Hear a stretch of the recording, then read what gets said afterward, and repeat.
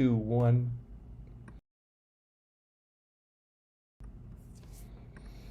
Hey everybody, tonight we're debating intelligent design on trial, and we are starting right now with TRock and Tayler's opening statement. Thanks so much for being with us. TRock and Tayler, the floor is all yours. TRock. Thank you. I'm going to share my screen real quick. Let me know when everybody can see it. Good to go. Okay. This is kind of a creation versus evolution, creation, intentional design versus naturalistic evolution discussion. And so I'm going to present some criteria here for how to recognize design. It's very intuitive for people of any age. For example,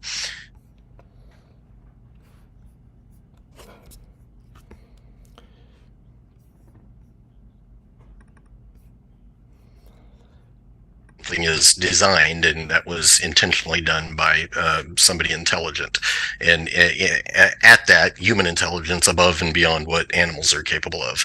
So with that, I always like to remind people, thou shalt not take the name of the Lord thy God in vain. Okay, so I've got some quick talking points here. Efficiency. High efficiency indicates better design generally. The ATP synthase in biological systems is extremely efficient, way beyond what the most efficient machines that people are able to create can achieve. Integration. If you don't know what integration is, it's basically how components interact together. And so it can be at the component level or the system level. Designed systems always have elements of integration, either or multi-component or multi-system. So you take a very simple concept like pen and paper. The pen and the paper integrated together with the ink, and they're both integrated with the human scale, with hand-eye coordination, that sort of thing. It's actually as simplistic as pen or pencil and paper is. It's extremely highly integrated for intelligent use. So even very basic systems show high degrees of system integration. Available resources. Good designs capitalize on available resources. The dirt that we walk on is integrated and designed and available for primarily, obviously a whole bunch of applications, but plants grow in the ground. That's our food source. The ground provides us a place to live and operate and so on and so forth. But good design utilizes available resources and looks ahead to make sure that resources will always be available. Designs that do not use that foresight can still be considered designs, but they're decidedly inferior. Okay, so redundancy of systems or components. You can think of something like a spare tire on a car. It's a redundant piece that you don't have to operate the car, but it is an indication of a higher level design for contingencies. Just one example. Systems controls. You have material. What are you going to do with it? It's information that tells you when, where, how much, the proportionalities, the order of events, or the sequences that those materials are going to come together. So by definition, things that control those parameters are information systems.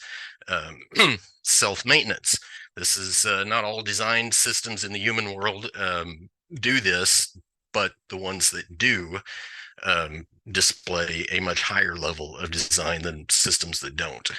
Adaptability and versatility. So here you can think of differences between like a skateboard wheel and a car tire. Car tires, by their nature, are designed to operate on a wider variety of surfaces than a skateboard wheel is. And versatility. Being able to use something for more than one purpose. Those are also highly indicative of design. Input-output control. So think of an automobile and how you put gasoline into it. So your tank is designed and your system is designed to use one type of fuel. You put a cap on there so that you can control what goes in and therefore what comes out of the system. Specificity. the more specific you get, the higher level design tends to be. You can be too specific and create unnecessary specificity, i.e. something like Rube Goldberg, but high levels of specificity equate to high levels of design. Now, biological systems have every one of these indicators, every single one of them.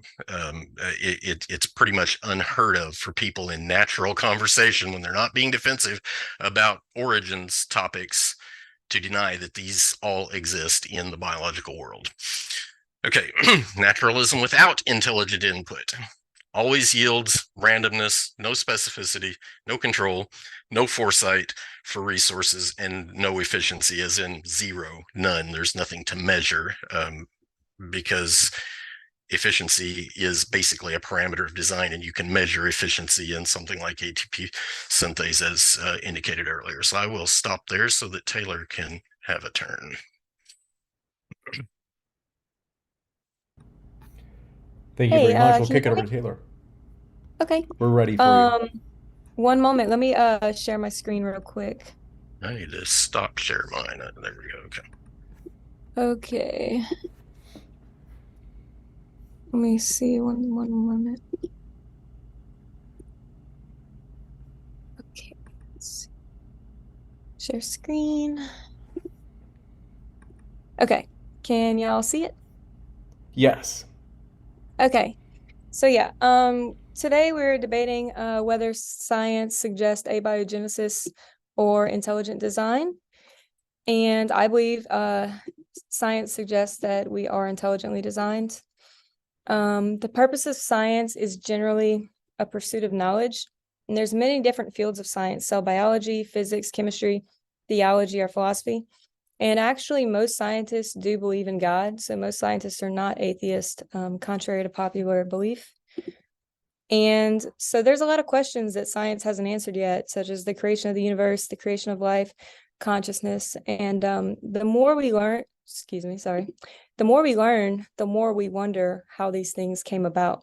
And yeah, it doesn't seem like time is really on our side in terms of figuring out some of these main problems that we cannot seem to solve.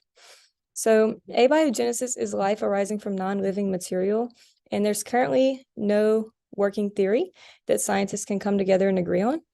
And people just think that if there's enough time, then the cell will get created. But contrary to popular belief, time does not really help in terms of these things coming about if there is not proper conditions for them to come about.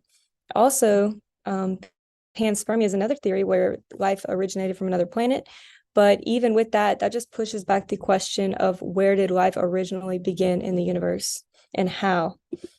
And also, Darwin said, if it could be demonstrated that any complex organ existed which could not possibly have been formed by numerous successive slight modifications, my theory would absolutely break down. And in my opinion, and many other scientists believe, that we have found things like this, where if you take away any component, the organelle will not function, or different components of the cell. If they're taken away, the entire system will not function. So abiogenesis was first proposed by a Russian scientist in 1924. And at that time, we just thought the cells were balls of jelly. So we didn't really understand the complexity of life at that time.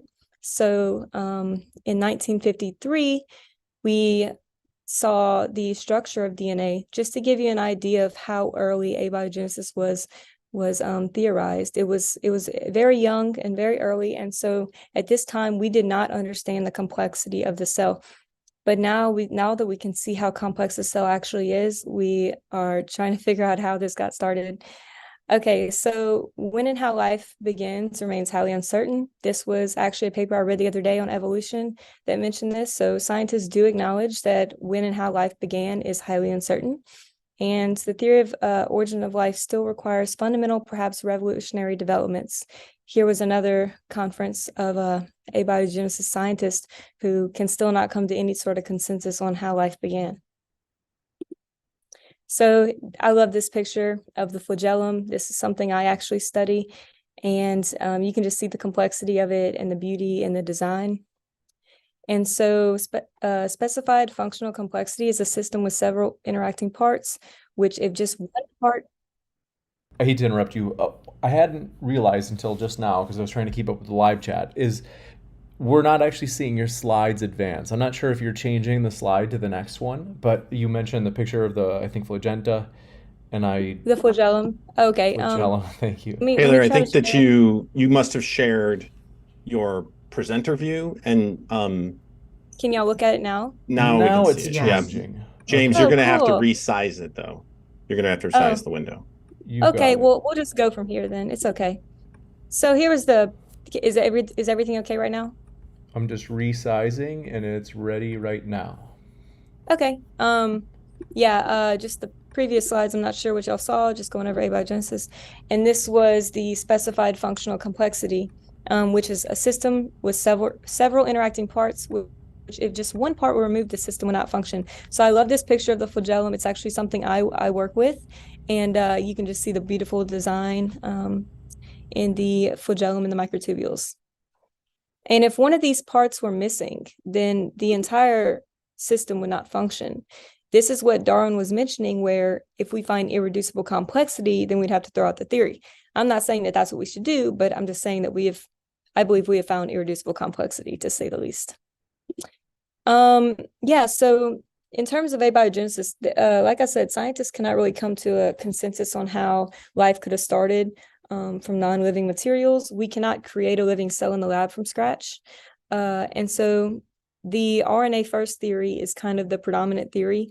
And there's a paradox with this. If double-stranded RNA was the first form of genetic material to come about, then if it was folded into a protein form or an enzyme form, then it would not be able to transcribe itself.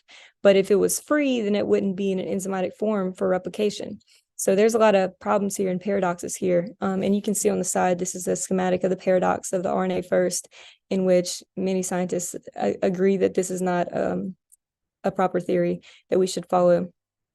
Also, you can see this huge number here. This is how many randomized RNA molecules are required as a starting point for the isolation of a ribozymic in vitro selection experiments. So like I said, if it's folded, it's unable to transcribe. And in the absence of other specialized ribozymes or excessive heat, how could the two strands of the ribozyme faithfully separate in the first place? So normally you need things like helicase or microtubules to come and separate the different strands of the RNA.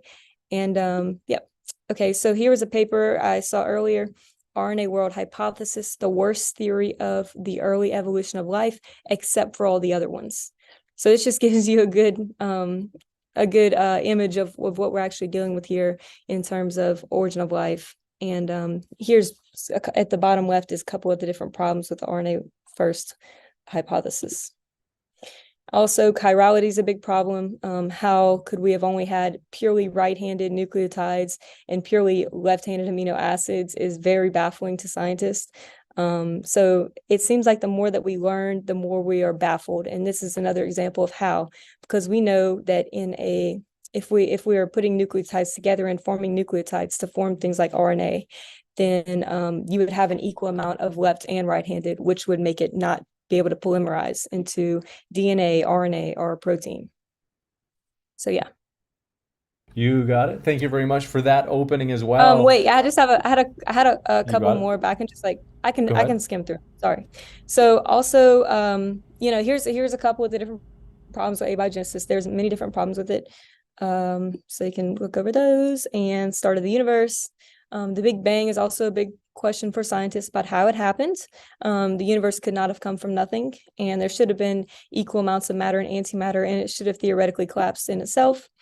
The fine-tuned early universe. So Sir Roger Penrose calculated that the probability of our universe starting out at very low entropy just by pure chance is 10 to the 123rd power. So this is how fine-tuned the universe is.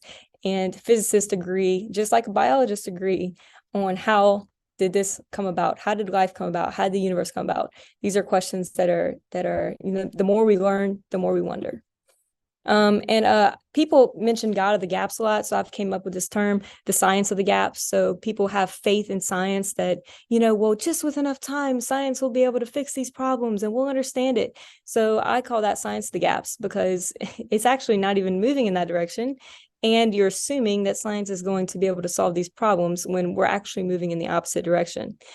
And also, people that argue against intelligent design use the genetic fallacy. The genetic fallacy is that you cannot discredit a belief by discrediting its supposed origins. So the attempt to discredit a belief on the grounds that its origins are dubious. So just because left. God may seem dubious does not mean that you should discredit the belief. And that's it. Thank you, guys. Thank you very much for that opening statement. We are going to kick it over to, you can say, the skeptics of intelligent design. Thrilled to have you here with us as well, Amy and Dr. Thompson. If it's your first time here at Modern Day Debate, folks, hit that subscribe button as we have many more debates coming up. You don't want to miss them. And with that, thank you very much, Dr. Thompson. The floor is all yours.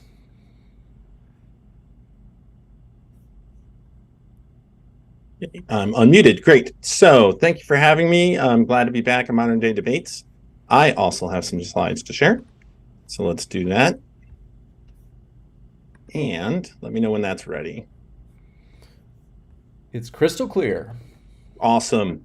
So, thanks again for having me. I want to say right up front, intelligent design is not science. It clearly is not science. And I'm going to make that case, as is Amy. So intelligent design is, in fact, a political effort to counter the results of a Supreme Court case called Edwards v. Aguillard in 1987. That's when the Supreme Court decided that biblical creationism is religion and should not be taught in public schools. Intelligent design is actually just what I like to refer to as diet creationism. It's got the same great taste, but none of the calories. The thing is, it has less explanatory power than biblical creationism. And in fact, it is a God of the gaps fallacy. The entire program is a God of the gaps fallacy. Anything science can't explain must be God. Oh, wait, I'm sorry. Wait, I mean an intelligent designer. We can't use the G word here. By the way, intelligent design was also found to be religion in 2005 in a court case called Kitzmiller v. Dover. I encourage anyone to look up the judge's decision in that case. They lay out exactly the fraud that is intelligent design. So let's walk through it. Intelligent design, what is it? Really, it kind of has two ideas, neither of which are actually novel. Intelligent design has one idea, which is irreducible complexity. Tayler kind of laid out the idea of irreducible complexity. This was formulated by Michael Behe in his book called Darwin's Black Box. Some biological systems have multiple interacting parts that cease functioning if any one of the parts is removed. Thus, it could not evolve via natural selection. That must mean it's designed. Magic. Specified complex information is the other idea that's there, that's been put forward by intelligent design theorists. This is formulated by William Dembski. So in that case, intelligent designed objects have patterns that are specified, quote, and complex, that is unlikely to have occurred by chance. Therefore, it must be designed. Again, it's just ruling in place that God must be intelligent designers must be the explanation. So let's look at this. Let's check the intelligent design test and actually apply it to something. So there's something called sorted pattern ground. All right, we're going to get a little away from biology here for a moment. Let's talk about something else. Something called sorted pattern ground is a phenomenon that we see in polar regions. This is an example of something that is specified and complex. People have theorized how these circles that are perfect circles, remember, TRock said perfect circles don't occur in nature, but we have these nearly perfect circles or these perfectly parallel lines appearing in nature in the ground. And people theorize that maybe these were ancient humans that went to the polar regions that did this, or maybe it was, aliens or demons, or maybe alien demons or something like that, right? Who knows? Well, in 2003, there was a study published in the journal Science where it conclusively showed exactly a mechanism to explain this. This paper is called Self-Organization of Sorted Pattern Ground. Now, we know there are certain phenomena that happen with freezing and thawing cycles in polar regions. This leads to a self-organization that leads to this stunning pattern of stones and soil. There are just two feedback mechanisms that we know work very, very well. And over the years, you're going to see the emergence of this pattern that occurs. So these guys used, basically uniformitarianism, that we know we can observe over time, and then applying those principles across iterations using a model that allowed for us to see over time with their model the exact emergence of these patterns. So of course there's a natural explanation for this. Geologists never pretended that, like, okay, there must be some kind of magic that occurred, right? But if we apply the intelligent design argument to this, if this was done prior to 2003, we would have to conclude that it was designed. This is specified complex information, right? So it's got to be designed. But now that we have a natural explanation for this, for something that we can see is specified and complex, then it's not designed. This illustrates why intelligent design is a complete dead end as a tool for understanding anything in life and in the universe. It doesn't actually teach us anything. So why is intelligent design a dead end? First of all, it has zero explanatory power. It doesn't actually tell us anything about very important questions about the universe and life on Earth. Intelligent design theorists don't bother to answer critical questions, such as where was life designed? When was life designed? For what purpose was life designed? Who did the designing? And the thing is, anytime you want to apply intelligent design to actually intelligent design objects, you can answer all these questions. It's actually quite intuitive. Let's look at an example. What does real intelligent design look like? Here's two examples. This, I would argue, is intelligently designed. This is the Russian Iskander E-missile that's being used right now by Russia to kill innocents in Ukraine. This is over here is the American Patriot system, okay? The American Patriot system on the right, is this missile system is being used to counter the missiles that are made by Russia that they're using to kill people in Ukraine. So where were these designed? Well, this was designed in Russia because it says made in Russia. This was designed in the US because it says made in the US. When was it designed? You could pretty much figure that out relatively easily, right? For what purpose? And this is critical, right? These have a purpose, right? One is for killing, one is for protecting against that killing. There's a co-evolution arms race that occurs here where one is being used for the other. And who are the designers? We can answer this. Well, the Russians designed this, of course, and Americans designed this. And you can apply this to intelligently designed objects. I can go to any factory and figure out how is it being done? Who is doing the designing? The intelligent designers don't ever bother to answer these questions. Now, why am I spending so much time talking about military weapons? Well, it's because if we wanted to take intelligent design seriously for a brief moment, we would have to conclude that there are indeed multiple designers, just as there are multiple human intelligent designers. Nature is violence in tooth and claw. It is all about animals killing other animals. It's about plants killing animals killing plants, even fungi, right? So this is cordyceps down here on the bottom. So this is from The Last of Us, this recent program that was on HBO. There is a kind of fungus that takes over the nervous system, makes them essentially zombies, has them crawl up, and then they sprout spores across the world. You're not going to imagine a benevolent designer creating these things. This is the design of psychotics, right? Who are clearly designing animals to kill each other. So these are the purposes that obviously an intelligent designer multiple designers would have had to have applied. And it doesn't make any sense that there's a single designer because, these are cross purposes. Why would a single designer create all these animals that are about parasitizing and killing? So I'm going to leave it there and I'm going to pass this over to my partner, Amy. Thanks very much. Okay, get over to Amy indeed. Floor is all yours, Amy. Thank you so very much, Doctor. Hello, everyone. My name is Amy Newman, and I am a newly minted professor of information systems, a counter apologist, and unfortunately, prop comedian. Thus, I'm coming to you not as an expert in biology, but as a skeptic whose epistemological toolkit, or the tools I trust, come mainly from empirical means, or in lay terms, science. When I don't know an answer that I want to know, I go to experts in the field, whether that is biology, chemistry, physics, or as far as I can tell, every other subject that's actually testable. This process is what keeps us safe from conspiracy theorists and people on the side of the street selling us oil made from the juices of pythons. So when we talk about intelligent design on trial, which is the subject of tonight, I find not the people sitting in the pews, but intelligent design salespeople can be slippery. They don't like answering questions that would make their model of reality a tangible model in the real world. Creationists, which is what their original name, but they got kicked out of every court case they have ever put forth, because even conservative Christian judges can tell you that God done it is not a scientific model. So they had to come back with something that at least sounded better, more sophisticated, more market tested. Thus, now we have intelligent design.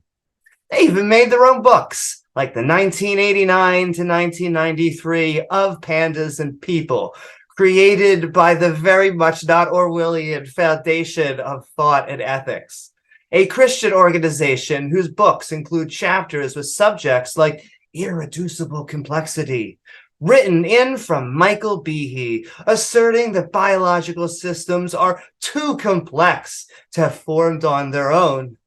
Yes, the ID community has even found their own mascot, the bacterial flagellum.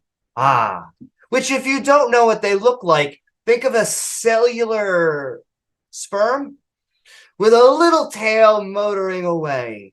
How else could this have formed, if not God? I mean, an intelligent designer who is God. But we now know this tail may have had other functions, like being an injection tool, because nature is sloppy, working with what it has. In fact, we contrast artificial with natural. We are naturally forming. A television is not. There are no wild televisions hunting for electricity. We don't have those super cool 90-degree edges. Instead, we're soft, squishy, bags of meat. My last point is to question the notion that complex is a sign of design. Is there a reason most of us don't use the Yahoo search engine and instead use Google? Nice, clean, simple. Google. I'll have to Google that. Or how about getting into your car? Do you want a complex way of getting inside? Or something simple? We can do this over and over. Heck, sometimes we even need complexity. Oftentimes for the designer to then clean things up and make it simple again. But the notion that complexity makes something designed is nonsense. In conclusion, I'm going to reach into my toolkit for someone who sums this topic up better than I could. By Amanda Gefter from London Economics and MIT, writing in an article for New Scientist. Try this experiment. If you find yourself talking to a proponent of ID, say, okay, for the sake of argument, let's say evolution is wrong, and let's forget about it. Now, tell me how intelligent design works. Having tried this a few times myself, I am confident that you will be met with nothing but awkward silence. End quote. Thank you. Thank you very much for that opening statement, Amy. We're going to jump into the open dialogue. I want to let you know, folks, we're going to have a quick one tonight. So the Q&A is going to be right after the open dialogue, and we're going to move fast. So if you happen to have any questions, feel free to fire them into the old live chat. If you tag me with @ModernDayDebate, that's one way to ask, or a super chat, we'll have your question go to the top of the list. And the table is set. Let's get to the main course. Thanks very much to our speakers for being here. The floor is all yours for open dialogue. All right. Well, I have a couple of questions, and I don't mind if that's okay if I can open with. So, TRock, you mentioned that human design has self-maintenance. And I'm curious if you can tell me a little bit about human designs that have self-maintenance that's equivalent to what we see in biological systems. Well, we don't. That was the point. So why would self-maintenance be a sign of intelligent design? Because the more a system can maintain itself, the more I think everybody understands that the lower maintenance your vehicle is, the better it is for you. The more you have to cater to oil changes, spark plug changes, tire changes, the car can't do any of that on its own, right? Okay. Right. And but so like, why is that a sign of intelligent design, though? That's the thing that I don't get. Like, you can't point to an example of why something that is fully just sort of self-maintained and self-propagating. I can. You've jumped right past what I was talking about. Right. Okay. So when you take that concept and you take something as simple as, say, self-lubrication. So there are bearings, for example, that are designed to lubricate themselves. There is a graphite. Do they ever wear out? Absolutely. Okay. And then what happens? Do they have baby bearings that then can go on and propagate? No, but the point here is to your original question. If it was as good as God's creation, it would. I'm sorry, wait, did you say God? I thought we were talking about intelligent design. Precisely. Which is God. I didn't know that there was words we couldn't use. I'm sorry. I mean, get a rule book. No. I mean, isn't that so? Okay, that does help answer one of my questions. Like, who is the designer? I was really joking, but right. anyway, Okay, right. So I'm kind of curious then. So why don't we move on to that? So you say God is the intelligent designer, is that right? So what is that? Like, I've got a phone here. It's made by Samsung. It says Samsung on it. It says made in China. I can go to China and watch the designers making my phone. Like, of course, it doesn't self-propagate. It's not going to be self-maintained. I have to charge it. It's going to break eventually, and I'm going to have to buy a new one, right? That's one thing that companies love. So I'm curious, when you say God, what do you mean? The designer. The designer. No, but what is that, right? I can go to the Samsung factory and tell you about the Samsung factory. Like, who is there? Who put together my phone? But when you say God, like just saying the designer, that doesn't help me. It's not specified enough. Let's say that. Right. Well, neither is the theory of abiogenesis or the working. We're not talking about abiogenesis. You have faith in science. Intelligent design is on trial here. We're talking about intelligent design, right? Yeah. No, you're fine. I've just been listening. I think Tayler and I both agree. It's the God of the Bible, the God described in the Bible. Okay. And so I want to hop back. How do you know that, though? No, actually, how do you know that designed objects were? So when you say that, all right. So what was designed by God? Were those rings that I showed, the pattern ground? The specified pattern ground that I showed, is that designed by God? So if you mean in the immediate sense, as in, I can't answer that in the immediate sense, but I can tell you that God designed the universe, the stars, the planets, our solar system, our moon, the water that we drink, the plants. How? Yeah, that's a brilliant question. That's just like scientists can't answer how either. So can't answer how a Big Bang happens. Can't answer how intelligent design though. So it's not, the whole point here is not how it happened. It's was it intelligently designed? Is the evidence stronger in favor of design versus a purely naturalistic explanation? And so you cannot form a planet under naturalistic conditions, period. So how does a God form a planet? I tried to tell you this. None of us can answer how anything. You can't answer. You can't answer. You can't answer how a scale. I can answer how my phone is made. Like, I can go to the Samsung factory. I can look at the schematics. I can. And it was intelligent design, wasn't it? Exactly. Yes, I totally agree. But what if no intelligent design is there? Does a cell phone get made? Yeah, of course it gets made. Yes. No. Right.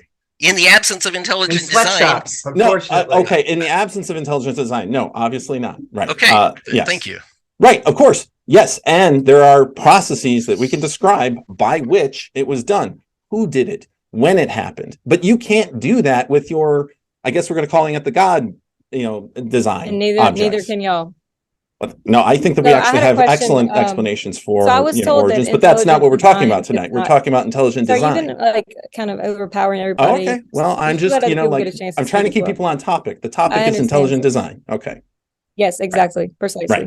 Right. So I had a couple questions written down from our introductions. One of them was that intelligent design is not science, and I wanted to know if y'all believe theology is science, or is that no longer a science? What is your definition of science? I can give my definition, which it is a process, not a body of knowledge. It is about forming hypotheses, going out and collecting data and forming testable theories that people can peer And review. abiogenesis is not a testable theory. So should we? Okay, but what's your evidence for intelligent design? Go, floor yours. You're saying that the cell, you're proposing an explanation for how life was created. So Oh, you're proposing an wanna know explanation. if I'm you have- proposing intelligent design. So- So is abiogenesis technically a science if we cannot replicate it and if we have no evidence to show that it happened? So this is the God of the gaps fallacy that you're talking about. And So you if you have can science of the disprove, gaps. Because there's no it's not science science to of the show that it gaps, actually right? happened. Look, How I'm did not it gonna sit happen here- then? Yes. You're saying that it Okay. happened naturally, Mhm. and that's your Sure. argument. So give me an explanation to how. No, Unless you're my just argument doing is that gaps. intelligent Science of design gaps. is an insufficient explanation And for. so is the scientific So explanation. That's let not me what we're show talking you. about tonight. We're Give me talking a about working intelligent theory design. Hold on, just to be sure that Chris. there's not too much interrupting. I do just want to be sure that we're able to hear everybody, and I appreciate everybody's passion. It's much better than a passionless debate, so I appreciate that. But I just want to be sure that, because it defeats the purpose if they can't hear you guys, that there's not too much interrupting. So, Chris, let me kind of point out the fallacy in your thinking there. You cannot explain. So you're using a modern historical context for design, and now you can say, okay, I know how and who and where a cell phone gets designed. So that's purely human context. But you cannot tell me how the megaliths were constructed. You can't tell me how the pyramids were constructed. They're very clearly documented historical events, but there's hardly a person on the planet that can tell you how the Egyptians built the pyramids. I mean, they stacked some rocks on top of each other, starting from the bottom up. Now, do we know precisely everything? We have a bunch of different ideas of approximately how it was done. We know that there were human beings in that area at that time, that there were the settlements for the people that were assembling these things. We know that there's chisel marks on the rocks. We're not going to assume that it was some sort of magical sort of origination. There's evidence of that it was humans that actually assembled the do we know every precise detail? No, I would say not. And I would say that this is actually a great analogy to abiogenesis. We have ideas about how abiogenesis worked. The RNA world hypothesis isn't necessarily the best hypothesis. In fact, I'm particularly fond of the amyloid world hypothesis. I don't know if Taylor's familiar with it, but she should probably look at it because it's in fact sort of discussed in that paper that she cited at the beginning. I don't know if you actually read that one that was from BMC So Science. give us a walkthrough of the amyloid world. Well, that's not the topic of the debate. That is precisely the topic no, it of the isn't. debate. We are talking about intelligent design. Well, we're talking about intelligent design. Exactly. This is not intelligent You're design saying versus that it wasn't. abiogenesis. You're proposing So let me ask. a hypothesis. Am I irreducibly complex? That's a good question. Am I irreducibly complex? I believe that there's many aspects of life that have irreducible complexity. Am I irreducibly complex? Can you please explain the amyloid hypothesis for the viewers? I will it's too boring for the viewers. I'm not going to get into it. No, they want to hear it. I want to know, am I irreducibly complex? We're talking about intelligent design. You mentioned something, you should be able to explain it. Of course, yes. And we can talk about, I mean, do you want me to bring up the paper? I'm going to kick it over to Amy if you guys can't agree. Yeah, that's fine. I'll let Amy. I do want to know, just to be sure, that the amyloid hypothesis, is it fair to say that the amyloid hypothesis, is this a hypothesis that favors intelligent design or other accounts of... Okay, I will clarify. No, the amyloid world hypothesis is an alternative to the RNA world hypothesis. So amyloids are sheets of protein that apparently have some degree of self-assembly, and we have an interesting model for exactly how this works. Now, is this a full explanation for the origin of life? No, I would say it's an open question. We don't have a full explanation for the origin of life. It is a difficult thing to work on. I had a great conversation with Sal Cordova on my YouTube channel about this, where I went into the details of like origins of proteins and other things and tried to explain it to him. But that's actually not what we're talking about today. We're talking about intelligent design. So I'll let Amy take over. How did that amyloid protein come about? You could say sustained on that one. In other words, I do think that because it's not per se an argument or hypothesis or theory in favor of intelligent design. I do want to keep it more focused on the arguments for intelligent design, and that one sounds like it's, you could say, for the opposite, or at least something different. And so I do want to, without going deeper on that issue, Amy, what did you have in mind that you want to say? Well, I guess I had a question and maybe a statement, because you said how. You want to know how things like a self-replicating molecule happen, right? Because that's a scientific question. Yeah, you're proposing a scientific explanation. Sure, and you want to I would know like to hear the how. explanation. How. So I just want to reassert that you can say that intelligent design is real, but you can't actually explain a how to anything. You do not have any hows. And so I would like you to explain how God did anything. Back over to you. Yeah, so how God created everything. He created the living cell and all of its working components at the same time, unlike the theory of abiogenesis would be able to explain, where you basically have a chicken and the egg question with literally everything. Did DNA come first? Did proteins come first? He's saying a protein came first, but there's impossibilities with that. How was there all the right chirality form of amino acids present? How did they come together? How did it self-replicate? So these are all questions that do not have answers, and they're critical. So you cannot disprove that God designed everything, but I can disprove that abiogenesis is not possible. And I gave many explanations in my opening statement of how abiogenesis is not possible. So to answer your question on how God did it, your answer is real quick. Was your response? Did you not hear me, ma'am? Yeah, she said. Oh, I did. I said God created all of the working components simultaneously. Right. Real but that's quick. As meaningless as me saying. So is your theory that has no working theory. So I actually did. I heard you very correctly. That was your response. And then you went on to talk about abiogenesis and said nothing about how your God does anything. So I'll hand it back over to you. How does your God? How about a planet? How does he? You said I think I gotta reiterate the problem with the direction you guys are trying to push this conversation. Nobody can answer how. You can't explain how a planet forms naturalistically. Yes. You can't explain how a moon gets in the proximity of the Earth without destroying it through naturalistic processes. You can't even explain how the magnetic field of the Earth has lasted billions of years. And so the point here is not to answer how anything happened. It's to indicate that all of the criteria associated with intelligent design is readily evident in the biological world. Okay, so let's back up a little bit. Tayler, you mentioned the bacterial flagellum, and as Amy pointed out, this is intelligent design's mascot.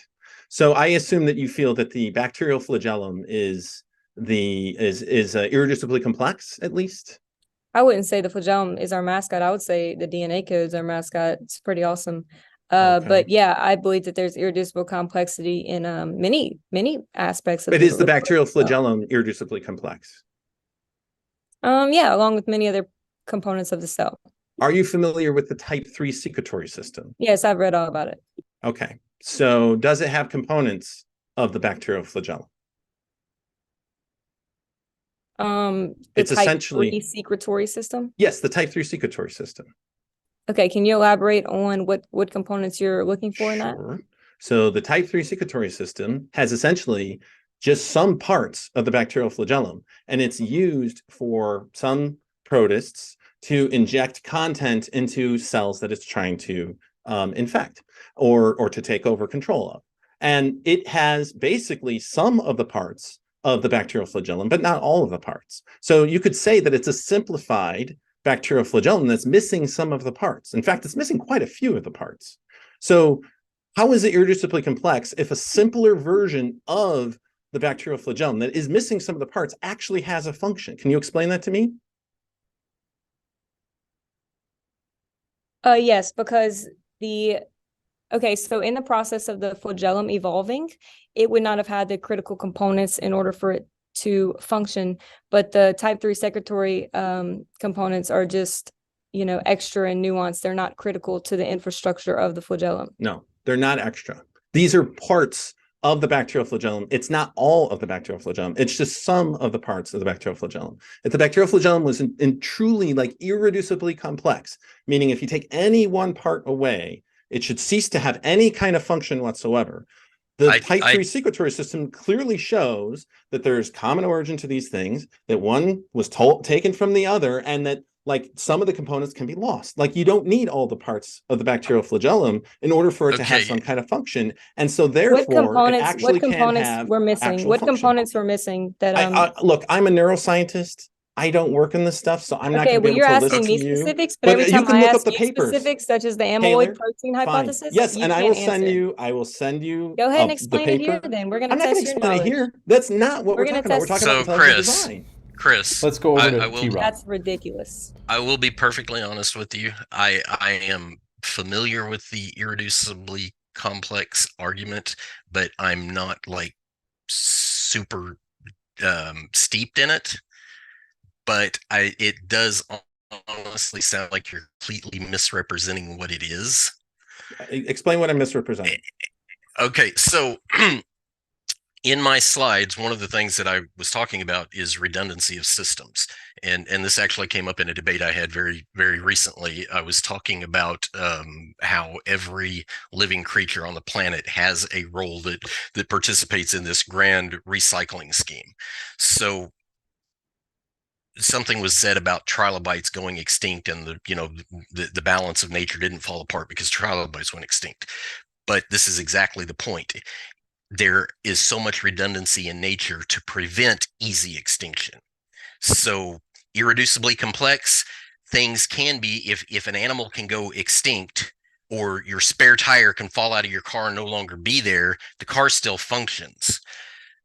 What if you take off one of the functioning tires, like one of the 4 tires that's attached to the car? Well, that's exactly the point why I said you're kind of misrepresenting the argument, because you can have just about any given system in biology, and you can find that there's a redundant replacement for it that helps fill the gap.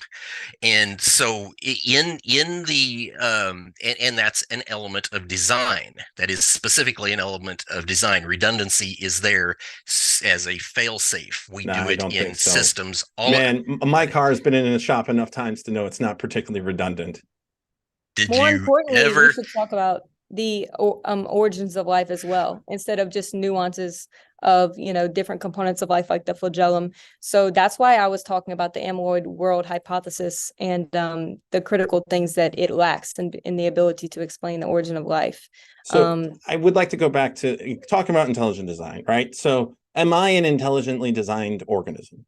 Like, did someone design me? Obviously not, as we can see. Okay, well, that's really nice of you, Tayler. I'm just kidding. That.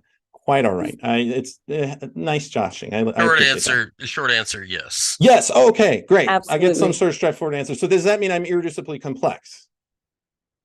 Once again, you're kind of alluding to a very strong misrepresentation. What's the misrepresentation? Again, the point is not that your scaling is wrong. The point is, TRock, have you read Behe's Darwin Black Box? I just kind of answered that indirectly a little while ago. That you haven't. Okay. The whole point here is, and to be clear, you notice in my opening statements, I didn't mention directly irreducible complexity. I believe it's a valid argument, but not the way you're presenting it. What I am strongly pushing is systems integration. Are you integrated into anything in the world? Well, everything about design requires some type of integration, and you are highly integrated into the world. Because some of your metrics, I always find it weird what people think is intelligently designed and what is it. What is it about complexity that makes you think that it is the hallmark of design? Another misrepresentation of the I've never argument. said that irreducible complexity was the hallmark. I think that the lack of theory for how life got started is the hallmark, in my opinion. Just because there's no working theory to how life got started.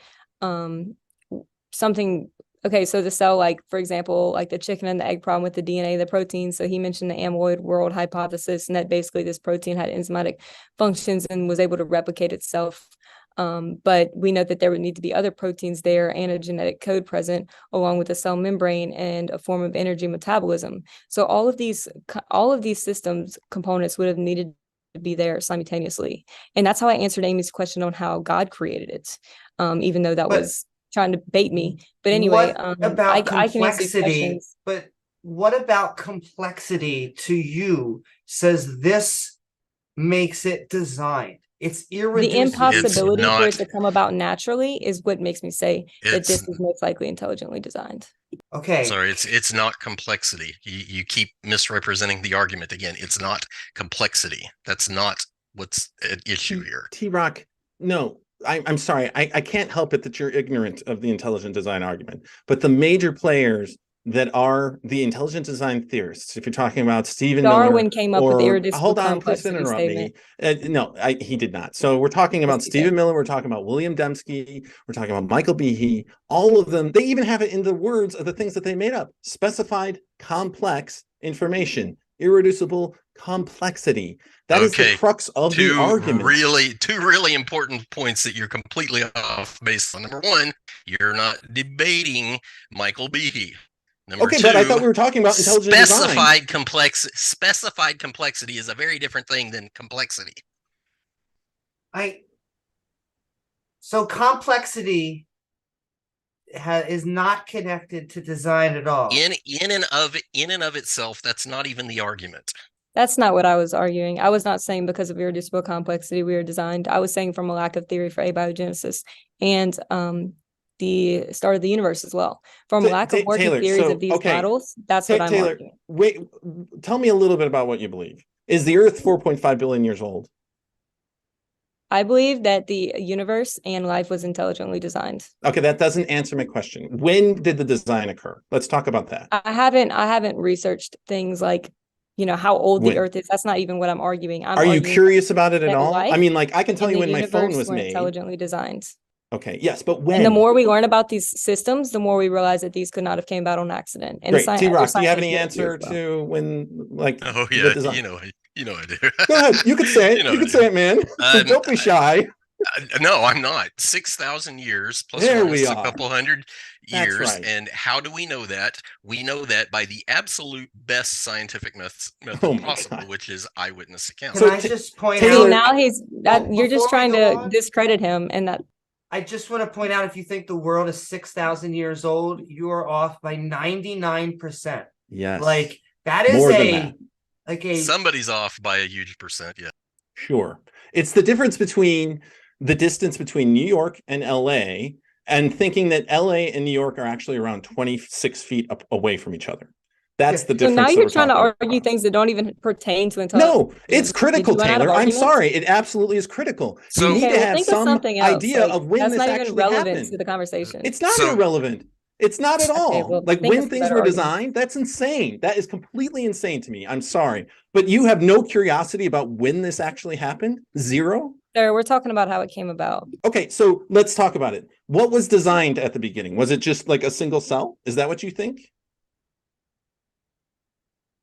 I think that a cell was designed, yes. Okay, one cell. So did humans evolve from a common ancestor that was shared? And I'm with not going to tell chimpanzees? you all the nuances of my theory until you at least give me a layout of yours, which you have yet to do. You have yet to even explain the amyloid Taylor, world you work in hypothesis, biological and you're asking sciences. me nuances. You're certainly well acquainted with what I believe, which is I'm not generally talking about what the nuances of my 99% theory of all until you give me working a layout of biologists yours. actually believe. I You don't can't need to even lay it give out. me a layout of your theory. Taylor, Look, I will have you on my YouTube channel and we can talk about it and we can hash it out because I'm very curious to talk to you about it. Let's hear No, it. we're not hashing it out right here. We're talking about intelligent design. So you're when saying were that humans... intelligent design isn't true and that science can explain it all. So give me your scientific method. Taylor, you're not answering the question. TRock, why don't you tell me when humans were designed? You still haven't answered. When were humans designed, TRock? Day 6 of Creation Week, about 6,000 years ago. Thanks for being at least precise. You actually have more explanatory power adopting biblical creationism than you do using Taylor's method, which is intelligent design, which is like, I don't know. Who knows? To be clear, you don't know anything. You can't even give your own theory. I don't know. Chris, Okay. tell us your theory, which you have yet to That's even not what we're do. talking about. We're talking about intelligent design. Wow. Okay, Yeah. I think the audience could see through that, but anyway. Well, okay, so listen real quick. To be clear, a couple quick points. I did not come here to argue classical intelligent design. Okay, but I that's the came premise here- of the debate. It No, says intelligent design on trial. I'm looking at the title of what the debate maybe is right so, now. but that's Are not you the new email I intelligent received. design? Point number two, though, hold on, I got to collect my thoughts again. But to Taylor's point, if you want to say that intelligent design is not an answer, you're going to have to compare it to something else to say that something else is a better answer. And actually, I would say my entire point of this debate is to show that you guys can't answer questions. Like none. That it will always I've just been be pretty said. direct with my answers. Thank you. Well, you have been very direct in your bit of biblical literalism. I will accept that. But I will say, if we were to ask how God actually did anything, the how, and that is one of the points I asked that because science is about the hows. Like, we're not about Which y'all why cannot do. questions. And science can't answer these how questions. If they could, we wouldn't be here. Exactly. I would not be That's- here if there was a working theory for abiogenesis or Okay, for well, Big Bang. Look, And you're saying science has answers, so where are they? yeah, so I would say let's take TRock's proclamation from the intelligent design perspective that human beings were created on day 6 of You're just creation. trying to pick apart our theories No. instead of actually giving explanations. So science has an excellent explanation for the origins of human beings. We're waiting. Right? Well, there's a common ancestor between chimpanzees and human beings via the process of descent with modification via natural selection and sexual selection. Gotta give him a Lucy was chance to determined to respond. be a fraud, wasn't it? Just to let him finish. Want to hear the rest Yes, from I don't Chris. need to be interrupted, Taylor. I would appreciate it. Look So, up modern science. Lucy is just one of the many Australopithecines that we have as an example of the other Australopithecines. Like you can look at the gradient of human evolution. The Australopithecines certainly walked upright, but they had very small brain cases. And then if you look at later fossils in the fossil record, then you start to get into Homo habilis and other Homo species. Now the early ones had relatively small brain cases, but they're getting larger and larger. And as we go on through evolution, we can see bigger and bigger brain cases. The Nobel Prize this last year went to Svante Pääbo. He's a scientist from Sweden who works at Leipzig University at the Max Planck Institute for Anthropology, I believe it is, and primatology. He was working on ancient genomes. He has sequenced the Neanderthal genome. He has a ton of papers on the topic of human origins. I encourage anyone to look at these papers. They're fascinating, super interesting work, clearly laying out the case of human beings sharing a common ancestor with not only Neanderthals, but the other Homo species, and getting into the Australopithecines. And the genetic evidence just clearly shows that at the very least, chimpanzees and human beings shared a common ancestor. I think I'll take direct issue with your use of the word clearly here, because 40,000, whatever the number is, I know there's a broad range for the existence, the alleged existence of Neanderthals, but I believe, if I'm not mistaken, you can correct me on this, somewhere on the order of 40,000 to 200,000 years was the existence of Neanderthals? No, Neanderthal origins, it's not, so based on Svante Pääbo's work, we can best estimate that the last common ancestor between Neanderthals and human beings was around 700,000 to 800,000 years ago. Okay, so 700,000 to 800,000 for the beginning. I just want to jump in. I'll give you a chance to respond, TRock. But I do want to mention, folks, we're going to jump into the Q&A pretty quick here. So we've got a little more open dialogue, but the Q&A is coming fast. So do get those questions in the live chat if you have them. Go ahead, TRock. Okay, so you're saying 700,000 to 800,000 for the beginning of Neanderthals, up to about 40,000 years? Am I correct on that? That's right. Okay. No, around 40,000 years so ago. here's my point, though. Your whole use of the word clearly. Under naturalistic conditions, real world natural conditions, there is no reason in the world to expect that Neanderthal DNA lasted 40,000 years. There is none whatsoever. That's not true at all. Svante Pääbo has papers that show how long true, it can last. Chris. No, how long it can last is that's the whole under the problem. right conditions. It can last a very long time. Fossils in tropical regions that are exposed to high temperatures. Yes. Thermal conditions where Neanderthals are found are exact opposite of how you calculate the alleged hypothetical conditions. So published the very other different, day in New Chris. Scientist actually quoted this. It's a paper about evolution. It was published recently. This is a very high esteemed journal. It says the fossil record is like a movie with most of the frames cut out. Because it is so incomplete, it can be difficult to establish when particular evolutionary changes happened. So it admits in itself in an pro-evolution paper that the fossil record is like a movie with most of the frames cut out and that it's very incomplete. So you have it when your own scientists acknowledge this, you have to acknowledge it as well. Sure, I would acknowledge that there's incompleteness to the fossil record, but there's enormous conclusions that we can draw from fossils. And I'm still waiting on your theory for the origin of life. Well, we're not talking. That has nothing to do with the origin of life. The amyloid hypothesis, I'm still waiting to hear, but it's okay. Hey, look it up. It's you great. Cannot give a working but theory. We're talking about intelligent design. So let's get to so TRock. You say that I'm intelligently designed. Am I an irreducibly complex system? Same points. But you're saying again, that you have you're explanation misrepresenting science. Well, look, the thing is, TRock at least can give me some answers. Tayler, you have no answers. Can't give answers either. I'm still trying to get. We're not talking about my theory. If we want to have another debate, James, have me on next time and we'll talk about it. But I'm not. We're not here to talk about it. I do want to be sure that we. Let's see. We may actually jump into the Q&A early, so. I want to let folks know that you're watching. Don't worry if you've enjoyed this debate, as I'm sure you have. We've gotten a lot of good engagement.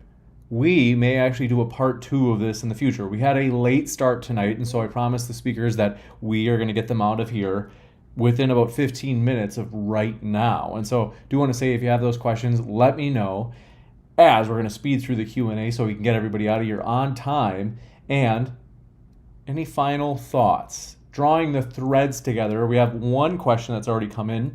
Oh, I just want to say one final thing. The reason why creationists, intelligent designers, why they bring up things like abiogenesis, consciousness, all of the outer edge scientific hypotheses that we're working on is because they don't want to defend intelligent design. And so they go towards the things that we're basically working on, and they go, aha, you haven't solved this yet. And it's like, yeah, that's the entire point. That is why it is the edge of science. That's not evidence for intelligent design. There are impossibilities within those theories.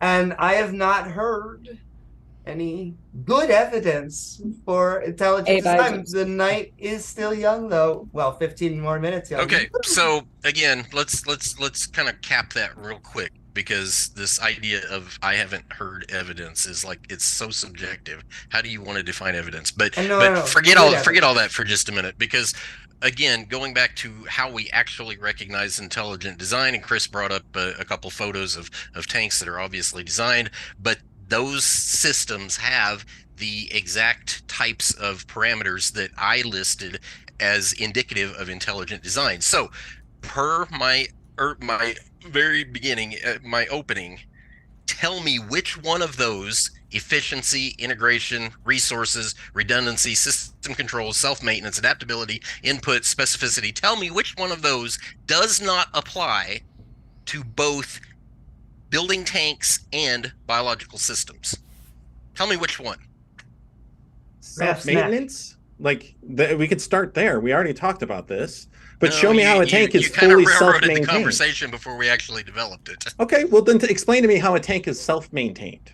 I gave you examples of how you were pointed one part of a lubricating bearing. That's not the whole tank. You keep interrupting. You talk for 3 minutes uninterrupted, and then you won't let us talk 15 seconds without interrupting, Chris. So you want to hear it? Be quiet and listen.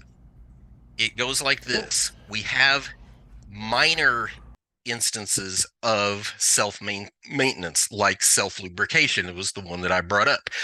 We would like to have more. So you took your cell phone, for example. Your cell phone doesn't go charge itself. But guess what? We actually have designed electrical systems that do go charge themselves. And the more of that you can do, the more advanced the design is typically considered. Biological systems are highly self-maintained. Mechanical systems are doing it at a very low level, which could send us into this very interesting conversation about biomimetics. What do engineers in the real world actually do to find higher levels of design? They look to the biological world. Can I just very quickly ask TRock what he thinks is efficient about a giraffe's neck? There. So I talked about this a little bit, not at great length, and there's never enough time to. But every animal on the planet serves a function in the biosphere, right? Giraffes and virtually all animalia are some sort of horticulturists. So giraffes play a particular role in horticulture where higher level foliage and stuff like that is concerned. So they need the longer necks to reach higher than most other animals are able to. So what's efficient about it? They are designed so that they can take their head and dip it down to ground level and get a drink without their heart exploding. And people would love to know how to replicate that type of design, because the pressure that you get built up in your brain, and I said heart, the brain, the problem is you get too much fluid pressure down on the brain whenever you have that much weight and that much mass, fluid mass pushing towards the brain. But giraffes with their long necks actually have a workaround so that they can do that efficiently. That doesn't sound efficient. That sounds like it's on the edge of if it wasn't like that. If you were actually an engineer, I would give some credence to what you're saying, but I don't see it. That is an actual argument Ad hominem? not ad. This is a great opportunity to go in the Q&A because we do have such limited time. I hate to do that to you, Amy, but we do want to move really quickly. Want to say thanks so much for your questions, folks.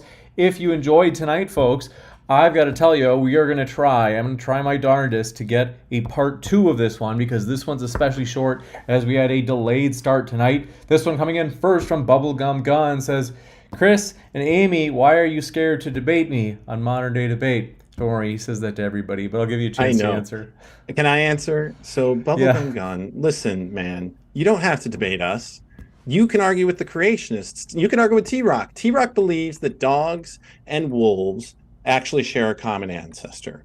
And he actually believes that all the canids share a common ancestor, right? So do I, right? Because there was a single kind on the ark, and that they evolved via natural selection to have this vast array of really interesting, complex animals that we refer to as the canids. TRock believes this, as do I. I don't know what Tayler believes because she's an intelligent design theorist and doesn't actually have any explanations. But debate TRock, man. Don't come at me. I also just want to be clear, I don't believe natural selection had anything to do with the speciation of canids. Oh, Tayler, you want to get a jab in on that jab from Chris?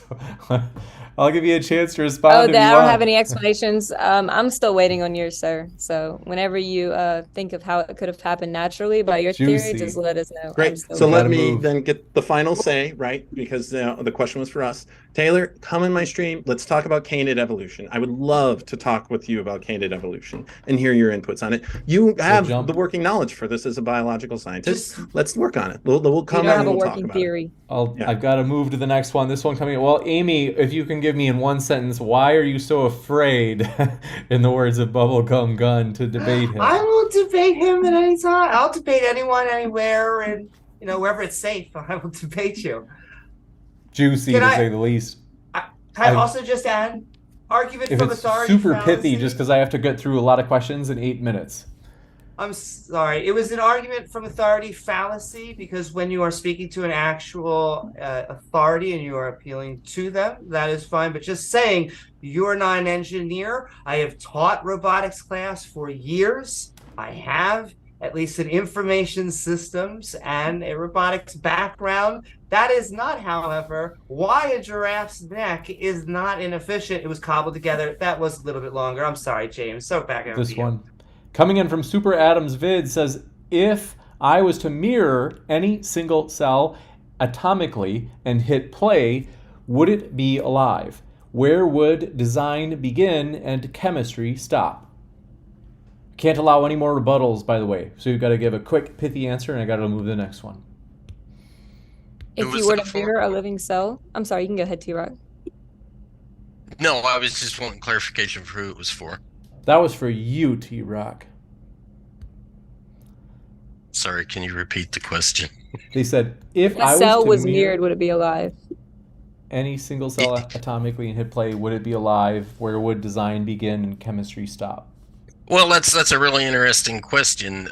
You're actually kind of outside the capability of science altogether there, because what it alludes to is if you put all the ingredients together correctly, is that what causes something to be alive? But because the naturalist cannot define what or how abiogenesis happens, they cannot answer that question anyway. But the short answer is no, it would not be alive. It would just be an assemblage of stuff that's fixing to fall apart. What's it mirroring if there's no life there? Pseudonym says, after show on Amy Newman's, but to the intelligent design team, would you agree that you don't know, quote unquote, how, i.e. mechanics, of how an intelligent designer did the designing? And they said versus at the atheists. So we'll give you a chance to respond to that first, and then we'll get to the question for the atheists. Oh, we already answered that question. I think he simultaneously created each component, but obviously we're not going to have all of the answers for the same reasons that my opponents don't have all the answers on how life got started or a working theory of abiogenesis, or even any evidence that it happened. To the atheist, do you claim to know the mechanics?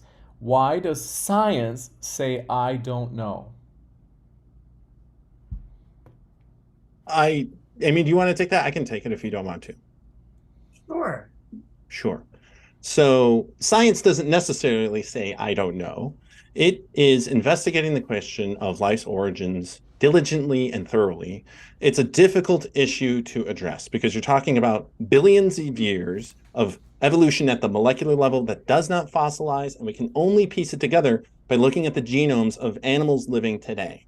But at the very least, our side can talk an awful lot about what actually happened as far as life on Earth, and it's fully consistent with the data as presented. Genetics, fossil evidence, biogeography. When you get into the details, like looking at canid evolution, none of it makes sense with the literal biblical creationist model, which at least that gives us something to work with. And as far as intelligent design goes, no explanatory power whatsoever, other than to say that an intelligent designer did it, and I'm not going to tell you anything more beyond that. This one coming in from, do appreciate it, Magellan said, how is the Lola, Loaloa, a worm that lives inside your eye and slowly turns you blind, an example of intelligent design? If we were intelligently designed by a perfect being, why would there be any diseases at all? Tayler, if you want to take that, you can, but I'll go if you don't. You can go ahead. So that's really, really interesting that the skeptics and the naturalists always try and do this. That's much more of a theological question than it is a design question. It's got high functionality regardless of what it's doing, but the benevolent designer created a very good world where that sort of thing did not happen. Again, this is a theological question. If you can't grasp the science, you're not going to grasp the theology at all. But the benevolent creator, i.e. the God of the Bible, created a very good world where that sort of thing did not happen. It was the fall of man into sin that caused all of creation to basically pursue paths that they were not designed to do. In other words, free choice kind of thing. You can eat of the tree or not eat of the tree. You can eat the vegetables you're told to eat or eat an animal that you were not told to eat.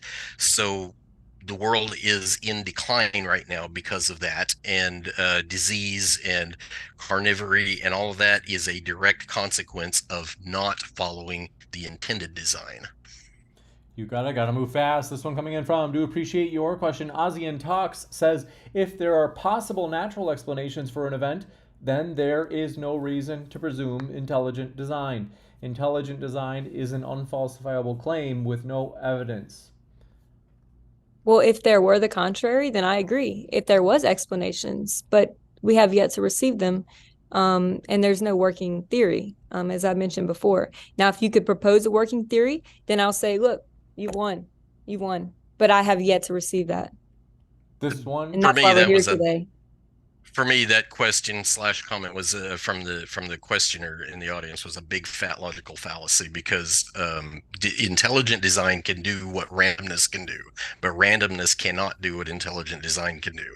So to say that to even claim that you have a good naturalistic explanation for anything that exists is another big fat scientific and logical fallacy. But you're basically saying that if I have a natural explanation, therefore intelligent design cannot be true.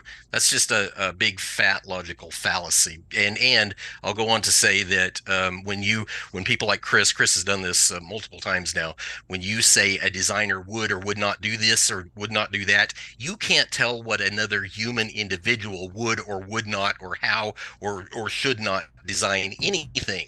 You can tell me, for example, to design you a vehicle to get you from here to California. You have no idea whether I'll even put wheels on it or not. This one coming in from, do appreciate it. Mont said, I would like to hear Taylor comment on Orgel's first and second rule. It's spelled O-R-G-E-L. Orgel's second rule. Do you have the rules pulled up? Let me look it up right now. Orgel. While you're looking that up, I just wanted to mention the genetic fallacy, which has occurred many times during this debate. It's the attempt to discredit a belief on the grounds that its origins are dubious.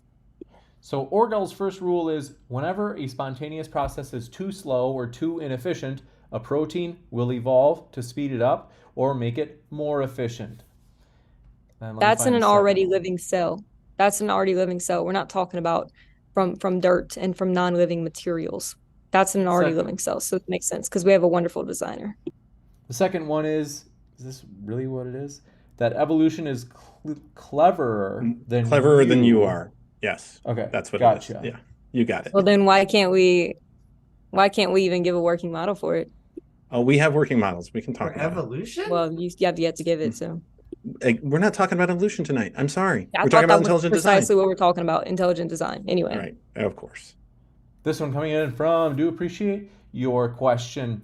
We got that one. Thank you very much, Ozian, for gifting those memberships in the live chat. Folks, if you haven't yet used those emoticons to call your friends a soy boy in the live chat.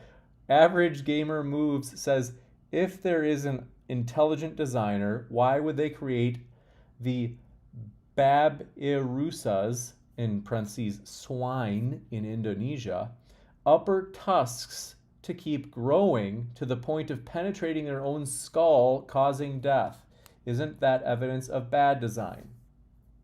Us trying to ponder God is like an ant trying to ponder us, and I don't think it's ever going to happen. Unless That you're goes- correct. That was a Theological rinse In and which debate. case you can talk to. This one from that was a rinse and repeat of the earlier question of the exact same thing. And the bad design equates to not design is another major logical fallacy. You can poorly design anything you want. It doesn't mean it's not designed. Well, This one, I'd like to give a shout out to the multiple designer theory. So Super Adams Vids says, can we take a second and all look at how, okay, thanks for your kind words. They say jacked James has gotten. I appreciate that. That's it's true, man. You're totally jacked. It's the camera adds like makes my no, James, look, the but camera adds, I'm going to say the same thing, but no one's going to say I'm jacked. That's funny. I appreciate that. This one Your from, theory by is the way, jacked.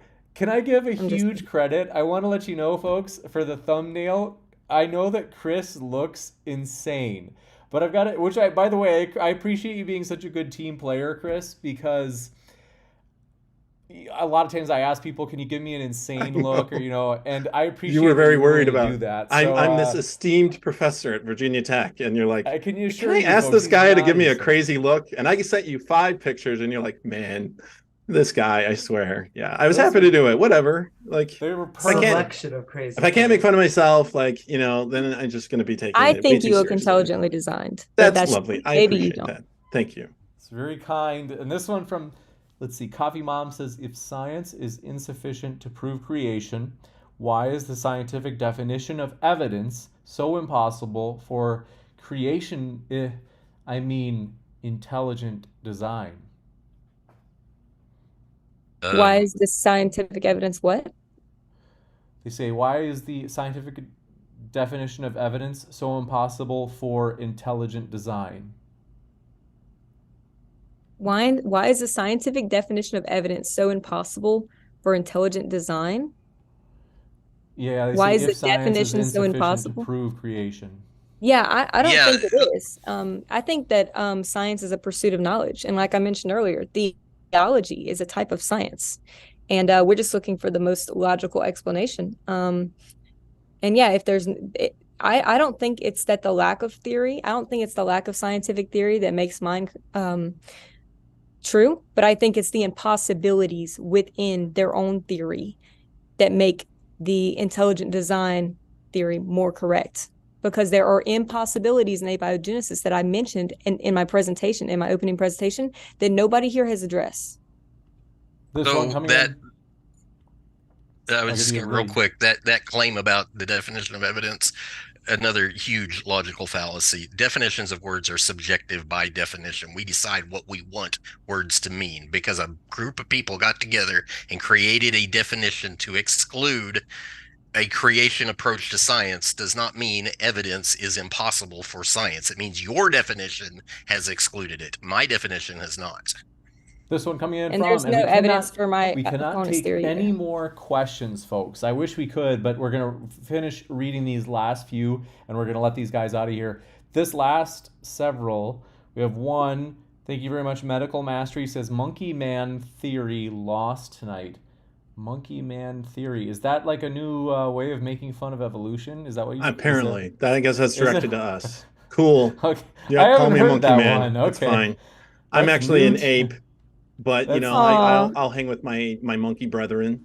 Aren't we That's all? new to me. I haven't heard that one. Let's see. This one from Dr. Kent Hovind. I have a feeling this isn't actually. Is the after That's show on definitely Amy new. Newman's channel, Mr. Curry? Okay. Apparently they're a fan of the prank soundboard calls. I appreciate that. This one from Ozzy and Talk says, I didn't say intelligent design was false. I said it was unfalsifiable, so it can only rationally be accepted when all other falsifiable possibilities are excluded. Yeah, and I think we're at that point where all other possibilities are excluded. I think the theory of abiogenesis has been shown to have impossibilities within them, and I named many of them in my opening statement that I received no rebuttal for. You got it? The logical fallacies keep pouring in. Unfalsifiable. The truth is unfalsifiable. You can't make something that's true false. It's unfalsifiable, literally. And so that's just another huge logical fallacy. Thank you. And this one coming in from, do appreciate it. Magellan says, TRock and Tayler, do you ever realize how, let's see, they say, I'm not persuaded. Your fall of man excuse for bad design is textbook no true Scotsman fallacy. Another huge logical fallacy. they just won't quit with this stuff because the no true Scotsman fallacy is basically like it is applicable in a lot of circumstances, but the problem is that we have a Bible that's been preserved for thousands of years, so it becomes our standard. So we have a book to define the Scotsman, so to speak, and so this is not a no true Scotsman fallacy at all. It was incredible to me the silence I got back from Chris whenever I compared my parameters in biological for design in biological systems as compared to mechanical systems. They're parallel to the T. It's just that one is far superior than the other, obviously. Well, and I would, if you're calling me out, I'd like to respond. I would say that the similarity, if you want to draw any similarities, clearly shows that if we're going to assume intelligent design, that there must be multiple designers. And I want to hear, for our polytheistic folks that, there must be multiple designers out there if we're going to assume that all this is intelligently designed. It certainly doesn't make a lot of sense that like the fall from grace and somehow that led to parasites that innervate our eyes and like eat our eyes from the inside out. Because Eve ate from an apple. I explained this before, Chris. The whole point behind the fall is that if you're given specific instructions, like don't put water in your gas tank, and you put water in your gas tank, do you think something bad's going to happen?